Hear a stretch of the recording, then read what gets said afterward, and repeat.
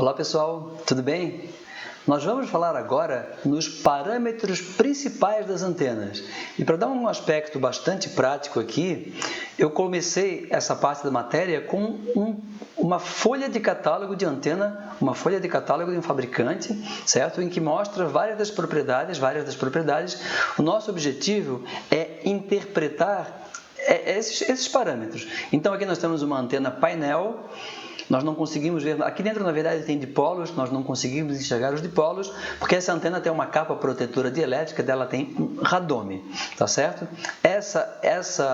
Esse painel aqui, essa antena utilizada em telefonia celular, por exemplo, ela opera na faixa que vai de 806 a 894 MHz. E tem vários parâmetros aqui na folha de catálogo.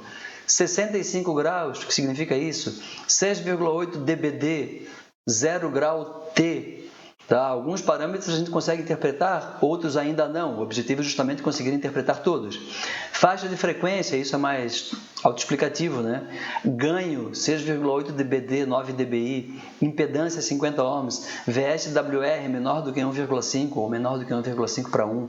Polarização vertical. Relação frente e costas, maior do que 20 dB. Aí tem algumas outras coisas que não são propriamente elétricas, né? A potência máxima de entrada é 400 watts. Tá? Largura do ângulo horizontal, 65 graus, meia potência. Largura do ângulo vertical, 56 graus, meia potência. Como eu disse, tem outros parâmetros mecânicos, tipo de conector, peso, dimensões. Área equivalente, o que significa isso? Velocidade máxima do vento que a antena pode suportar, dimensões da embalagem, montagem fixa ou com down tilt mecânico. Então tem várias coisas interessantes aqui que são bastante relevantes do ponto de vista prático, que tem que ser compreendidas para quem vai trabalhar com uma antena, especificar uma antena no sistema de telecomunicações. E esse então é o objetivo dessa parte da matéria. O primeiro parâmetro que a gente vai ver, na verdade, nem é um parâmetro de catálogo, mas ele é bastante relevante, a gente já vai ver por quê. É a resistência de radiação. O que é a resistência de radiação? É uma resistência fictícia que dissipa uma potência igual à potência radiada pela antena. Na verdade, a minha antena ela não é um resistor. O objetivo dela não é dissipar potência, é radiar a potência. Mas quem entrega potência para a antena, enxerga a antena como alguma coisa que está pegando essa potência. E essa alguma coisa pode ser representada por uma resistência equivalente. Então, a potência radiada pela antena pode ser vista como a potência dissipada na resistência de radiação, dissipada entre aspas, porque de fato não tem dissipação nenhuma, supondo uma antena sem perdas, certo? Então, como que eu calculo a resistência de radiação de uma antena? Tá? Bom, é simples. Em primeiro lugar, eu preciso calcular a potência calculada pela antena. Para calcular a potência radiada pela antena, eu tenho que fazer uma integração do vetor de Poynting numa superfície fechada que envolve a antena. Vetor de Poynting é dado em watts por metro quadrado. ds, elemento de superfície em metro quadrado. Então, isso aqui me dá a potência em watts radiada pela antena, que é igual à potência dissipada, entre aspas, na resistência de radiação. A resistência de radiação... Tá? A potência dissipada num resistor é resistência vezes I eficaz ao quadrado. Ou se eu trabalhar com valor de pico, I zero não é valor eficaz, tá? Tem que dividir por 2. Então seria raiz de 2, I zero sobre raiz de 2 seria o valor eficaz. Quando eu levo ao quadrado, I zero ao quadrado sobre 2. Então, para calcular a resistência de radiação de qualquer antena, eu tenho que calcular a potência radiada pela antena e dividir pela corrente eficaz ao quadrado, ou dividir pela corrente de pico ao quadrado e multiplicar por 2. Vamos ver para o dipolo infinitesimal. Nós já temos as expressões.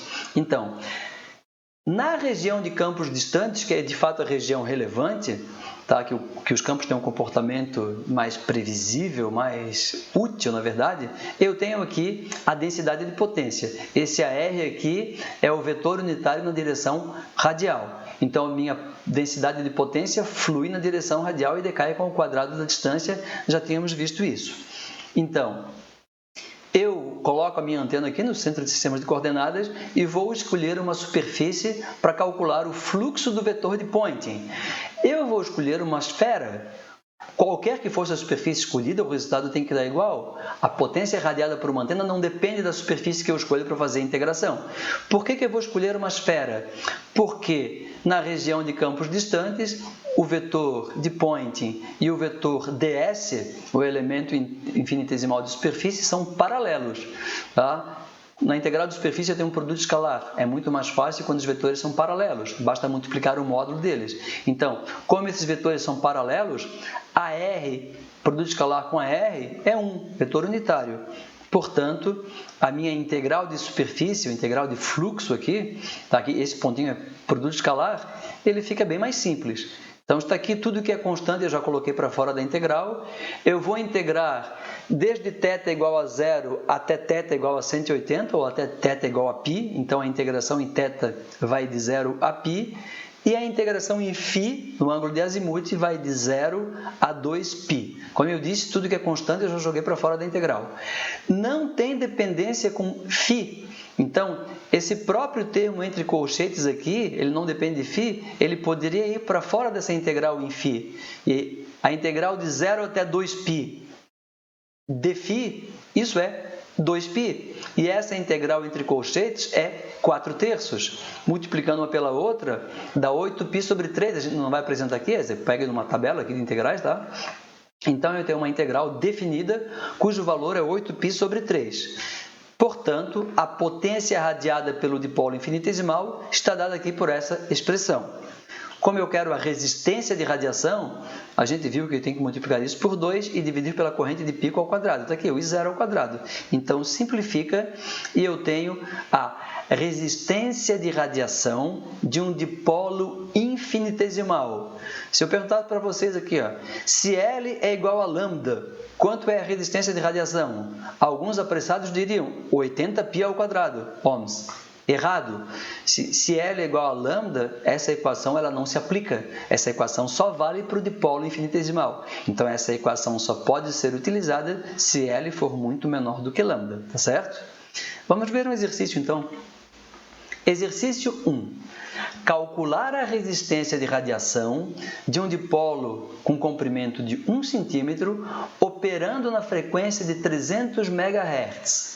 Calcular também a corrente necessária para 1 watt de potência radiada. Então, eu tenho uma antena de 1 cm e o comprimento de onda em 300 MHz é a velocidade da luz c, dividida por 300 MHz, é 1 metro. A minha antena, então, ela tem 1% do comprimento de onda. Ela é 1/100º do comprimento de onda. É uma antena, de fato, muito pequena. É um dipolo infinitesimal. Tá certo? Quanto vale a resistência de radiação? Já vimos a expressão, resistência de radiação está dada aqui, tá? L sobre lambda é 1/100º, eleva ao quadrado, 79 miliohms. Essa é a resistência de radiação do dipolo infinitesimal ideal, com distribuição uniforme de corrente. Tá? Então, resulta em 79 miliohms. Isso é um valor alto ou baixo? Já vamos ver. Tá? A potência radiada, eu quero que seja de 1 watt. Potência radiada é a resistência de radiação vezes a corrente eficaz ao quadrado, ou a corrente de pico ao quadrado dividido por 2. Aqui, eu tenho a resistência de radiação, eu quero que a potência seja de 1 watt. Portanto, a minha corrente de pico na antena é dada por essa expressão que está aqui, cerca de 5 amperes. Então, imagine, eu quero radiar 1 watt, que não é tanto assim, e essa antena teria que ser alimentada com 5 amperes. Vocês imaginam utilizar esse tipo de antena num dispositivo prático, certo? Um walkie-talkie. Eu teria um walkie-talkie desse tamanho, com uma antena de 1 cm e uma sacola de baterias nas costas, porque essa corrente aqui é bastante elevada. Então, definitivamente, essa antena é muito pouco eficaz do ponto de vista de radiação eletromagnética. Tá? Então, como a resistência de radiação é muito pequena, a corrente tem que ser alta. Antenas muito curtas, em relação ao comprimento de onda sempre, radiam muito mal. E quando eu digo que elas radiam muito mal, na verdade as antenas são dispositivos ditos recíprocos. Ela funciona na radiação da mesma maneira que ela funciona na recepção. Então, antenas muito curtas radiam muito mal e também captam muito mal. E tem mais um detalhe aqui ainda, tá? A resistência de radiação que a gente obteve, a equação, foi para um dipolo infinitesimal ideal, com distribuição uniforme de corrente. Se eu usasse um dipolo infinitesimal, um dipolo curto, real, aqui em vez de 80, seria 20. E a resistência de radiação seria 4 vezes menor do que esse valor. Tá? Seria 4 vezes menor, e essa corrente aqui seria 10 amperes. Então, isso reforça ainda mais. Antenas muito curtas são péssimos radiadores, são péssimos captadores. Isso é bom ou isso é ruim? Alguém poderia dizer, isso é péssimo, né? A antena teria que ser grande para poder radiar. Na verdade, isso é muito bom. Por quê? Porque a maior parte das antenas que existem são antenas ditas não intencionais. Imaginem um terminal de um elemento de circuito, de um capacitor do resistor num circuito eletrônico, ou um pedaço de trilha de circuito impresso. Se qualquer pedaço pequenininho de condutor radiasse muito ou captasse muito, eu iria perder toda a energia dos circuitos por radiação. Eu iria captar interferência de todos os lados. Nada funcionaria. Imaginem, eu iria ligar um aparelho na tomada, a potência sairia da tomada e iria radiar pelos fios, ia chegar no meu equipamento e não tinha mais potência nenhuma. A potência gerada em Itaipu seria totalmente perdida nas linhas de transmissão. Tá? Então, imaginem, em Itaipu eu dei o exemplo, em eletrotécnica a frequência é 60 Hz, o comprimento de onda é 5.000 km. 5.000 km é enorme o comprimento de onda.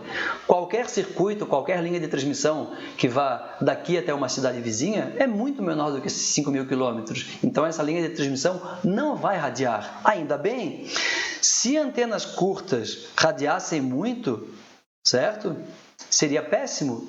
Tudo seria radiado pelo ar, não teria fluxo de potência em eletrotécnica, tudo iria captar interferência, tudo iria radiar interferência e nada funcionaria. Então, isso é bom, exceto quando eu quero fazer uma antena intencionalmente. Aí eu não deveria utilizar uma antena que seja muito curta.